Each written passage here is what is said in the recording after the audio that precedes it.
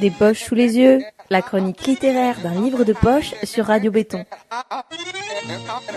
Dexys and Dolly d'Olivier Benyaia aux éditions Alia. Alors je ne vais pas y aller par quatre chemins.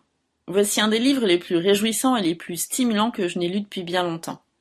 Olivier Benyaia, déjà auteur de Zimmer, récit du pétage de plomb d'un octogénaire rescapé d'Auschwitz, nous offre ici en une petite centaine de pages qui se dévorent en un rien de temps, un roman d'une énergie, d'une originalité et d'une inventivité remarquables. Avant même d'ouvrir le livre, on le pressent. La quatrième de couverture, une simple phrase « Il m'était impossible de faire comme si Naja était une chaise » est plus qu'intrigante. Et l'exergue fait cohabiter deux citations annonciatrices de l'univers du roman. L'une de David Berman « En 1984, je fus hospitalisé pour avoir approché la perfection ». La deuxième de Rosa Luxembourg « Je suis et veux rester idéaliste ». Dexys and Dolly, dont le seul aspect énigmatique reste pour moi, je l'avoue, le sens de ce titre, pourrait ressembler au énième récit désabusé sur un trentenaire paumé, errant dans Paris entre soirées bobo et interrogations métaphysiques et branchées, devisant sans fin sur une vie sans but, ni moteur. Il n'en est rien, essentiellement grâce à un style déjanté, qui introduit insidieusement des grains de sable dans la machine et la fait dérailler. Joseph Kaplan a 34 ans. C'est le narrateur du récit. Il vient de se faire plaquer par Nina, sa dernière, et d'ailleurs aussi première et seule, véritable histoire d'amour. Depuis, il traîne sa perplexité et son incapacité à comprendre le monde qui l'entoure, de soirées oubliables en voyages improbables. Ancien associé d'un cabinet d'affaires, il a, on ne sait trop comment, fini vendeur dans un sex shop sur le déclin, entouré de collègues encore plus désabusés et inadaptés que lui.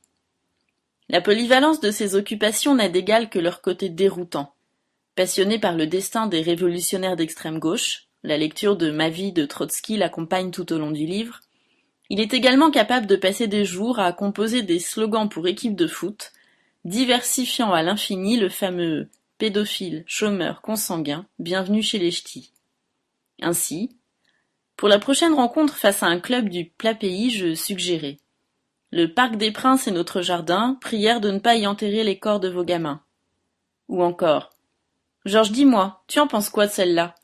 Dictateur, lépreux, cannibale, bienvenue à la Coupe d'Afrique des Nations. Par ailleurs, il tente de devenir écrivain, et s'attelle à la rédaction de son 3e roman, qui met en scène 3 cinglés exilés en Amérique du Sud, sur le point de tronçonner un auteur médiocre à succès. Cette occupation permet de nombreuses mises en abîme dans lesquelles le narrateur partage avec nous les fruits de sa prose déconcertante. Ce serait déjà un beau compliment de dire qu'Olivier Benyaia se situe quelque part entre Nick Hornby, Woody Allen, Roberto Solagno et Philippe Jaénada.